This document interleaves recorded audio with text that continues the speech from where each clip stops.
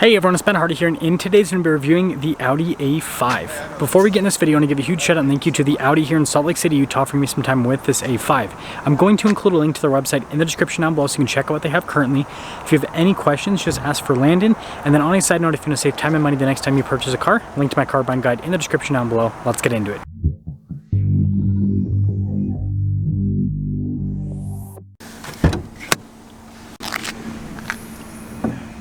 Under the hood, we have a turbocharged 2-liter 4-cylinder that goes through a 7-speed dual-clutch automatic. Fuel economy is 24 around town and then 32 on the highway, with power outputs being 261 horsepower and then 273 pound-feet of torque. Now, before we move forward with this review, I do want to mention, if you want to see more videos just like this, then I recommend you subscribe because I post content every single day. So starting with the hood, you guys can see the distinctive lines here, and the red paint, by the way, pops. We've got the A5's really cool looking headlight design, and then notice how it's all blacked out down below, and then same thing with the grille, everything has been blacked out as well, and then you got some bodywork here at the bottom also blacked out. And so putting it all together, it definitely has a sporty appearance. Now coming on the side here, our tire wheel setup is 255/35/19 in the front and over on the rear, and with the wheels you got the silver on the top, they're blacked out in the center, 5-spoke design, I think it looks good, and then you got the red brake caliper that, well, matches nicely to the red paint here. And then notice our S-Line logo, and then the mirror cap and the window trim also blacked out. And then here's your full side view. This is where you guys can see this is the sport back version. Now taking a look at the key fob, we have our lock and unlock function. We got our opening for the trunk Audi logo, and then you got, well, nothing there in the back. Now the Sportback has a surprising amount of cargo space. It's definitely more spacious than the regular A5. And then you guys can see here with the cargo cover built in from the factory. And then if we actually pop this up, got a spare tire. Underneath you got some nice netting there on the side and on the other side as well. And when you're all done, you actually have a button to press to lower it down automatically. We got this blacked out low profile spoiler, and then look at the taillight design here, and then all of the rest of the badge is also blacked out, and then you can see parking sensors here at the bottom, and then look at the exhaust tip covers. And putting it all together, let me know what you guys think about the looks here with this A5. And now taking a look at the door panel, we've got soft touch here at the top, and then also down below with this kind of like cream color that's nice contrast to the red here, and look at that trim that goes across. Really cool design with the seats, and notice they're perforated all down the center portion, got some black accenting as well. Legroom here in the back is really good. We also have a little storage net, vents here, we've got our own climate zone, some USBs down below as well as a 12 volt, and then headroom, I mean, it's decent. Now taking a look at the front door panel, again soft touch there, and then you can see all the padding, all of our window controls with our mirror adjustments, and look at this trim that goes across. And then we got our memory seat function, and then just a quick look at the mirrors themselves.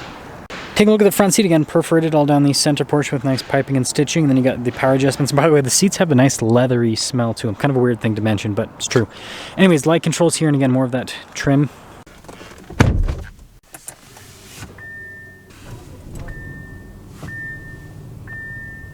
Now taking a look at the steering wheel, you guys can see soft touch all around. We do have paddle shifters there on the back for the 7-speed automatic. And then you got practical controls in the front, like your voice command controls, heated steering wheel. You've got controls to center stack as well. And then all of your stocks here on the back. Now, just like other Audis, this has the virtual cockpit. So you've got all these different menus you can scroll through, and then you can press the view button to change what it looks like depending on the menu that you go into. So pretty cool. Now in reverse, we have a 360 camera system. Trajectory lines turn with the steering wheel, and we can press this button right here. There we go. And we can see the rest of the viewpoints with it, so which is pretty cool. Anyways, as for the rest of the infotainment system, makes a nice clicky sound. But yeah, it responds quickly, easy to use. I think everything's pretty straightforward, so Audi's done a good job with that. And then if we pop into the vehicle tab, this is where we can see the drive mode select here. So basically a couple normal modes is what I'll call them, and then you have your dynamic and your individual. Soft touch here on the dash, and look at the vent design down below. It's very square, or I should say rectangular, right? Quattro badge as well. Nice felt lined glove box, and then we do have dual zone climate controls. We actually have heated and ventilated seats with this, which is nice. And then we got our drive mode select here, auto stop, start stability control, parking sensor button, and a little charging area. A couple of cup holders right here, and then you got a little bit of storage, and then a shifter there for the 7-speed automatic. Parking brake here with our volume control, and then look at this trim that kind of wraps around. You got some nice padding on the side as well. And then with center console, got wireless phone charging pad inside, and then nice padding and stitching there. And then up top we do have a regular sunroof.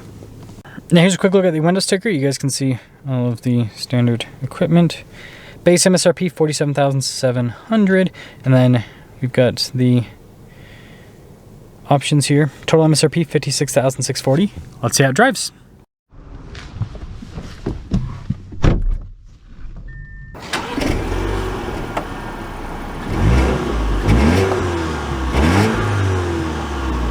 Well, let's talk about visibility before we set off. Here's visibility over the hood, both of the mirrors, through the rest of the rear, and, well, let us set off. I'm driving this back to back with the S5, which is, I don't know, I think a pretty exciting back-to-back comparison.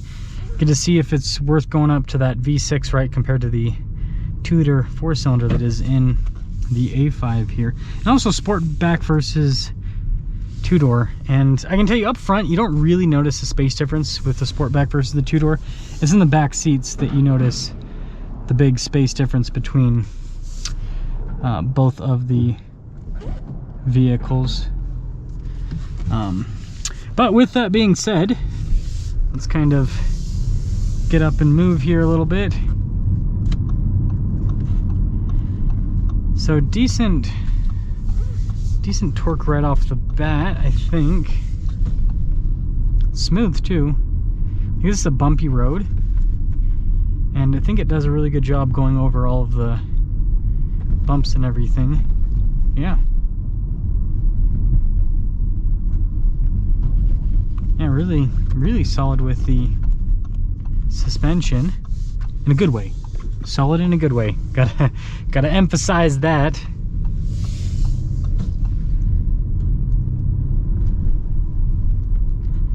Yeah, and you know, it's got enough torque. It's not crazy.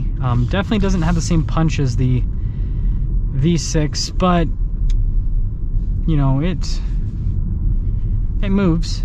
Definitely moves. So we are in the dynamic mode. Yeah, definitely can feel the what I'll call lack of cylinders compared to the S version, but it's not bad. It's not bad.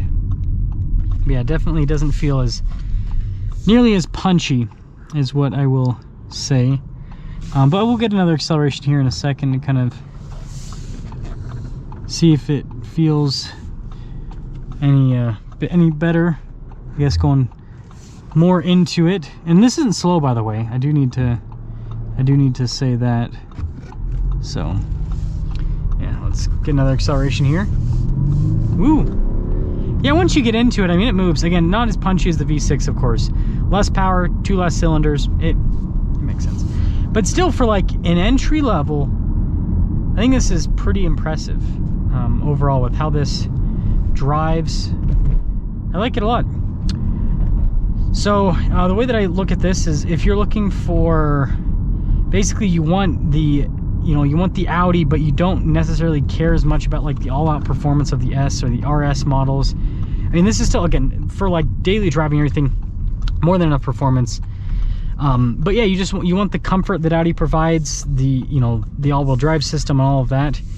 Then yeah, I think the regular A5 and the Sportback, it's good. If you wanted more practicality though, you might want to go to the sorry, excuse me. You might want to go to the A6. Even the A4, I feel like the back seat might be a little bit.